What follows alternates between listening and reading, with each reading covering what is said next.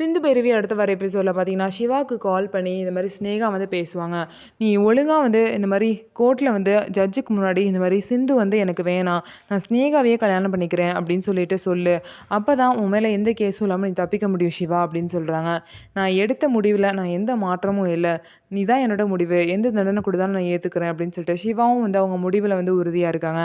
நான் அப்படி என்ன தப்பு பண்ணிட்டேன் நீ இப்படி பண்ணுற சிவா, நான் ஏன்னா மன்னிக்க முடியாத தப்பாக செஞ்சுட்டேன், மன்னிக்கிற மாதிரி தப்பு தானே செஞ்சேன், அப்படி இருக்கும்போதே நீ எதுக்காக இந்த மாதிரிலாம் நடந்துக்கிற, ஒழுங்காக என்னை கல்யாணம் பண்ணிக்கோ, நீ நினச்சி பார்க்க முடியாத வாழ்க்கையை வந்து நான் காட்டுறேன் அப்படின்னு சொல்லிட்டுலாம் ஸ்னேகா எவ்வளோ பேசினாலும் சிவா வந்து அவங்களோட மனசை மாற்றிக்கவே இல்லை.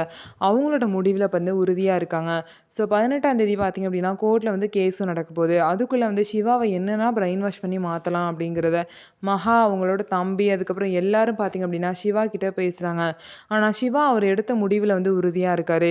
கோர்ட்டு கேஸ்க்கு வரப்போகுது, அங்கே வந்து சிவாவுக்கு வந்து தண்டனையும் கொடுக்க போகிறாங்க. ஆனால் தண்டனை கொடுத்ததுக்கப்புறம் கரெக்டாக அந்த நேரத்தில் வந்து நிறுத்துங்க அப்படின்னு சொல்லிட்டு சிந்து உள்ளே வராங்க. சிந்து வந்து ஏதோ ஒரு ஐடியாவோடு வந்திருக்காங்க. அப்படி என்ன ஒரு நல்ல ஐடியாவை எடுத்துகிட்டு வந்து சிவாவை சிந்து காப்பாற்ற போகிறாங்க அப்படிங்கிறத நம்ம பொறுத்திருந்து பார்க்கலாம். இந்த தண்டனையிலேருந்து மட்டும் சிவாவை சிந்து காப்பாற்றிட்டாங்க அப்படின்னா இதுக்கப்புறம் சிவா வாழ்க்கையில் எந்த ஒரு பிரச்சனையுமே இருக்காது. ஸ்னேகாவும் சிவாவோட வாழ்க்கையில் இருக்க மாட்டாங்க. ஸோ என்ன நடக்க போகுது அப்படிங்கிறத நம்ம வெயிட் பண்ணி பார்க்கலாம். நம்ம வீடியோ உங்களுக்கு பிடிச்சிருந்தா நம்ம வீடியோவை லைக் பண்ணிக்கோங்க, மறக்காமல் நம்மளோட சேனலில் சப்ஸ்கிரைப் அண்ட் ஹைப் பண்ணிவிட்டு பாருங்கள்.